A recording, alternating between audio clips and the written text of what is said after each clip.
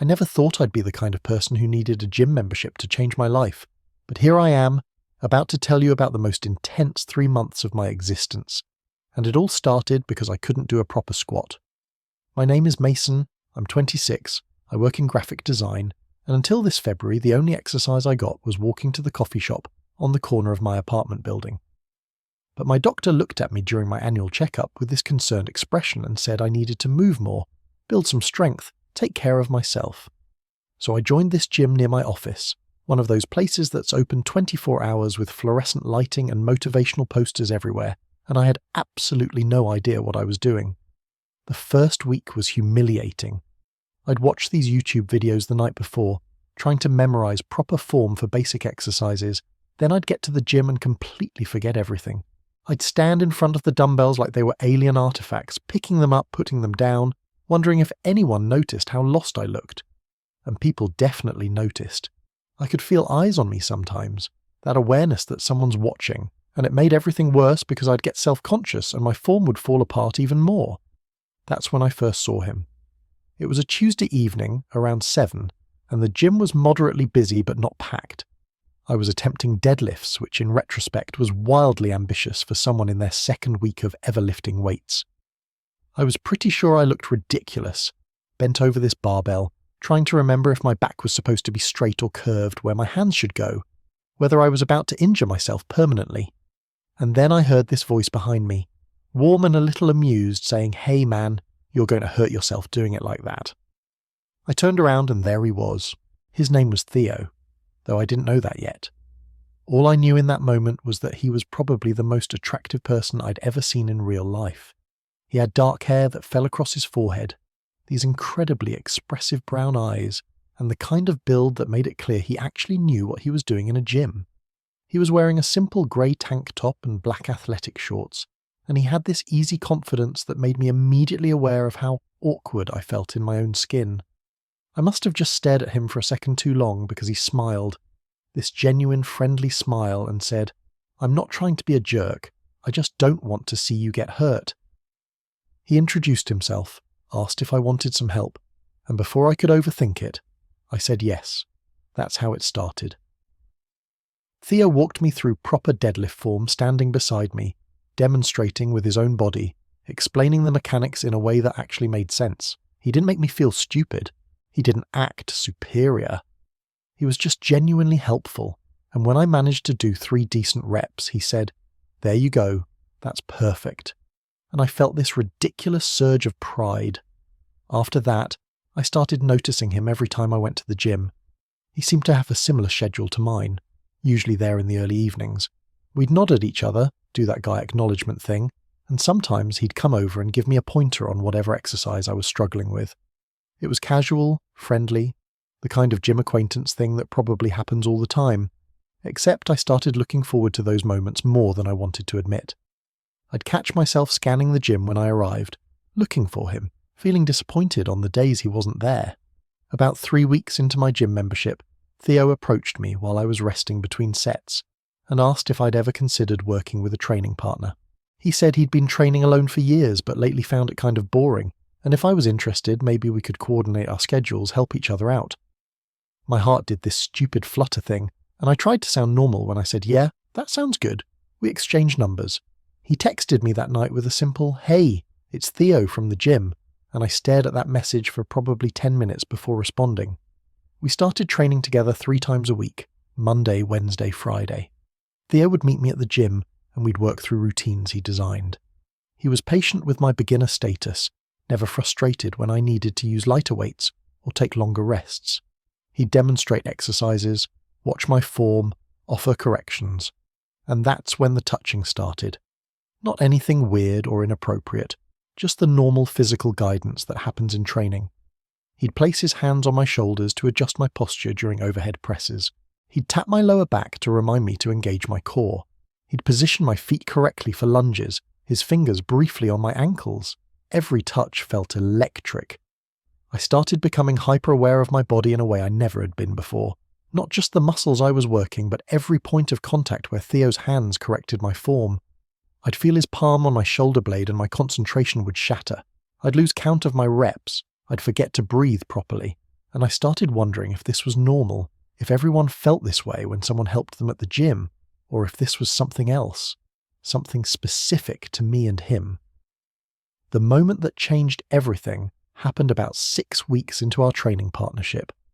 We were doing squats, and I was really struggling with the movement. I couldn't figure out how to properly engage my glutes and keep my knees from caving inward. Theo had demonstrated multiple times, but when I tried to replicate the movement, something wasn't clicking. I could see my form in the mirror, and I knew it was wrong, but I couldn't figure out how to fix it.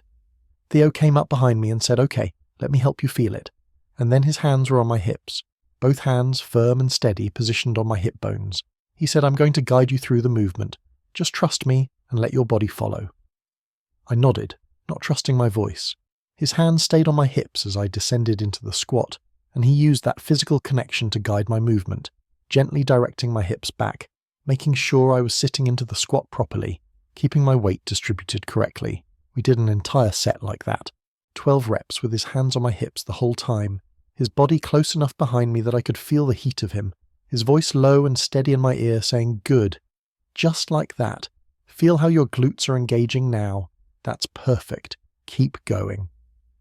I was intensely aware of every single thing, the pressure of his fingers, the warmth of his palms through my thin workout shirt, the way his breath moved the hair near my ear when he spoke, the absolute steadiness of his presence behind me. When we finished the set, he stepped back and his hands left my hips, and I felt their absence like a physical loss. He asked how that felt, and I managed to say better. Yeah, that really helped. He smiled, pleased, and said, "We'll do a few more sets like that until your body memorizes the movement." And we did. 3 more sets with his hands on my hips, guiding me through each rep, and by the end I wasn't sure if my shaking legs were from the exercise or from something else entirely. That night, alone in my apartment, I couldn't stop thinking about it. I kept replaying the sensation of his hands on my hips, the steadiness of his touch, the intimacy of that kind of physical guidance, and I had to confront something I'd been avoiding for weeks. This wasn't just friendly training partnership appreciation. This wasn't just admiring someone's fitness knowledge. I was attracted to Theo, deeply, overwhelmingly attracted to him, and I had no idea what to do with that information. I'd dated women in college, had a few relationships that felt fine but never quite right, and I'd always attributed that vague sense of disconnection to just not having found the right person yet. I'd noticed men before, sure, had passing thoughts that I'd quickly dismissed, but I'd never let myself seriously consider what that might mean. Now, lying in bed, unable to sleep, all I could think about was the feeling of Theo's hands on my body and how desperately I wanted them there again. The next training session was awkward, at least on my end. I was in my head the entire time, second-guessing every interaction, wondering if Theo could tell something had shifted for me. He seemed normal, his usual friendly and encouraging self, which somehow made it worse. When he adjusted my form on shoulder presses, his hands on my upper arms, I had to concentrate on not reacting visibly to his touch. When we took a water break and he sat close to me on the bench, our shoulders almost touching, I was intensely aware of that small gap between us. Theo asked if I was okay, said I seemed distracted. I lied and said work had been stressful. He nodded sympathetically and started telling me about his own job. He worked in physical therapy, which explained why he was so good at explaining body mechanics. As he talked, I watched his face, the way his expressions changed, how his eyes lit up when he talked about helping patients regain mobility after injuries. I realized I wanted to know everything about him, not just gym stuff, but real things, what he did on weekends, what kind of music he listened to, whether he was seeing anyone. That last thought made my stomach twist with something that felt uncomfortably like jealousy. Over the next couple of weeks, our training sessions started extending into longer conversations. We'd finish our workout and end up sitting on a bench talking for 20 or 30 minutes. Theo told me about his family, his 2 younger sisters, his parents who lived upstate. I told him about my design work, my small apartment, my habit of adopting plants I inevitably killed. The conversations felt easy, natural, like we'd known each other much longer than a couple of months. And sometimes during those talks I'd catch him looking at me with this expression I couldn't quite read. Something soft and attentive, and my heart would race. One Friday, after a particularly intense leg workout, Theo suggested we grab food together. There was a casual Thai place down the street from the gym, and he said he was starving, asked if I wanted to join him. I said yes immediately, probably too enthusiastically. We walked there together, still in our workout clothes, and something about being outside the gym context felt significant, like we were crossing some invisible line from gym acquaintances to actual friends. At dinner, the conversation flowed even easier than usual. Maybe it was the endorphins from the workout, or the relief of food after being hungry. But we talked and laughed for almost 2 hours. Theo told me about a disastrous first date he'd gone on recently, and he used masculine pronouns. He said the guy had been nice, but there was no chemistry, and my entire world tilted slightly. He was gay, or bi, or somewhere on that spectrum. He dated men. This information felt monumental, even though rationally I knew it didn't necessarily mean anything about how he felt about me specifically. I must have reacted somehow because Theo paused and asked if that was cool, like he was checking whether I had a problem with it. I said of course, yeah, absolutely, trying to sound normal and supportive rather than internally screaming. He relaxed and continued his story, and I tried to focus on what he was saying rather than on the implications of this new information. When we finally left the restaurant, Theo said we should do this more often, that he'd had a really good time.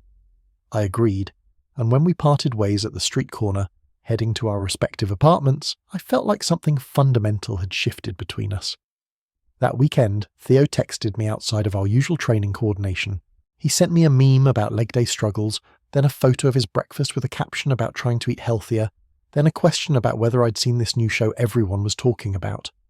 We ended up texting back and forth for hours, conversation flowing from topic to topic, and it felt intimate in a way that made my chest tight with hope and fear in equal measure.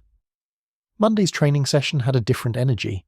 We were both smiley, making more jokes, and the physical aspects of training felt even more charged than before. When Theo spotted me on bench press, standing above me, his hands ready near the bar, I was looking up at his face and thinking about how easy it would be to just tell him, to say I think I'm falling for you. But the fear of ruining what we had kept me silent. We were doing squats again, and without me even asking, Theo moved behind me and placed his hands on my hips. He said, "Let's make sure you've really got this movement pattern down." His hands stayed there through the entire set again, and this time I let myself acknowledge how good it felt, how right.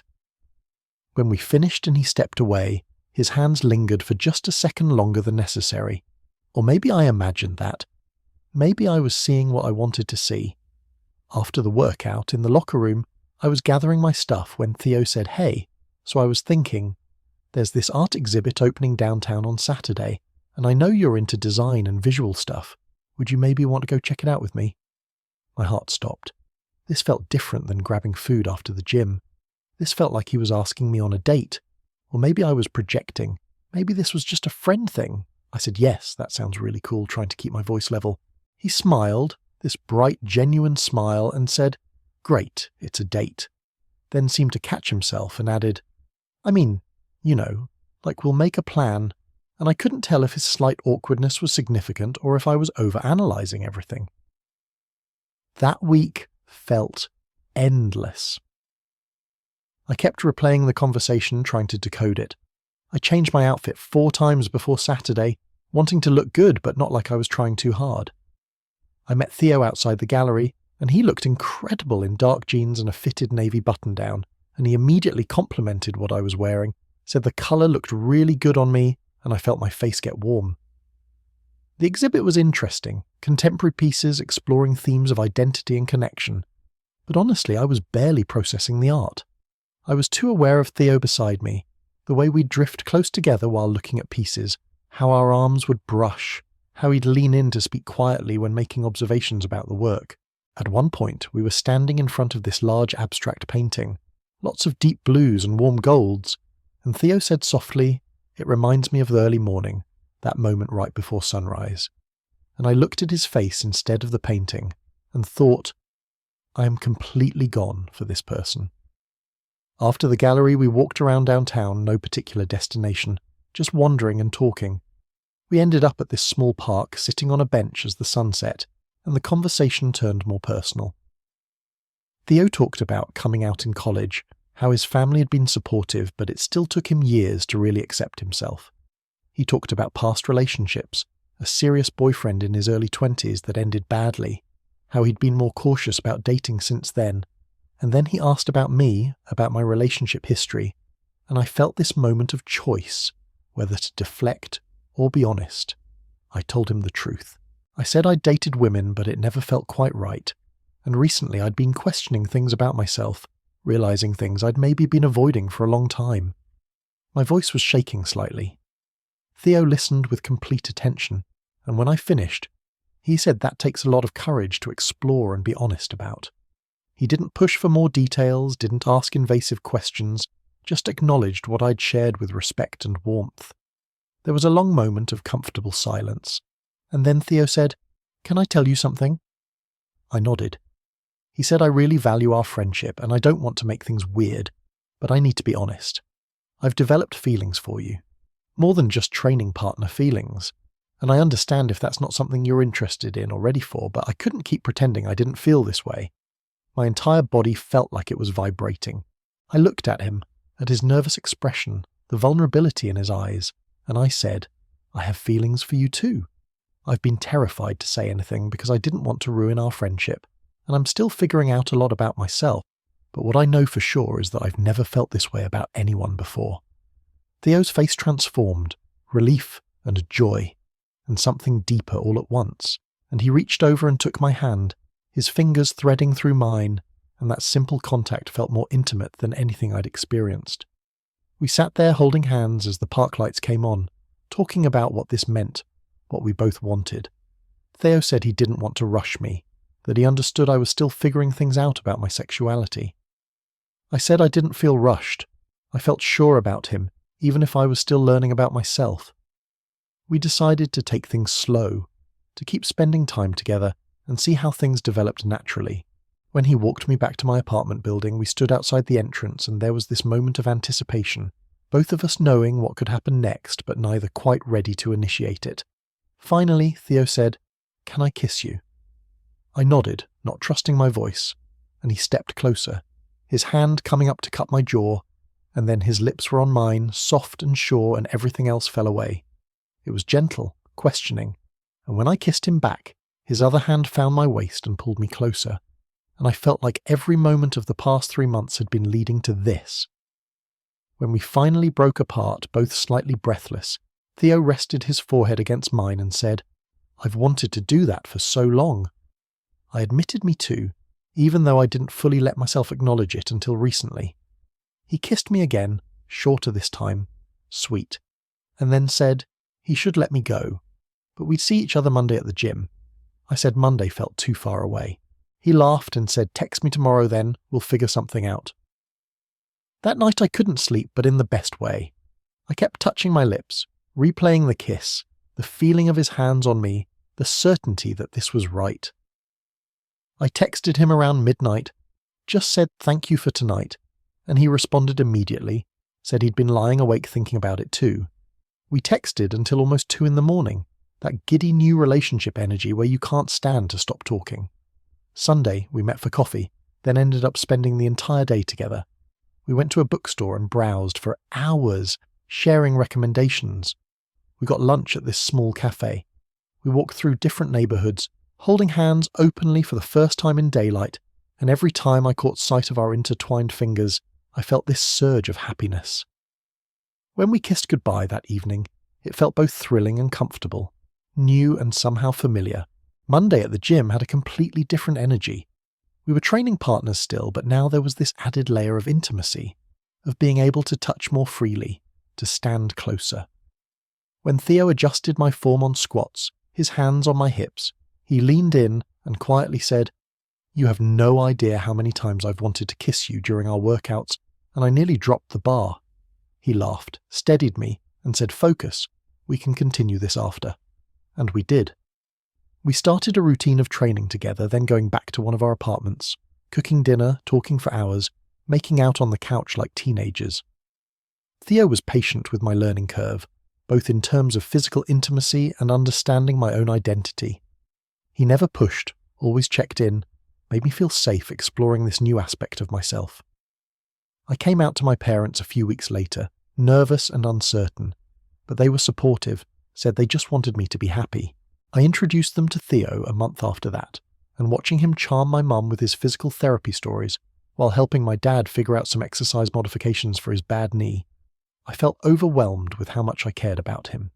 We've been together for 4 months now, and I still get butterflies when he texts me.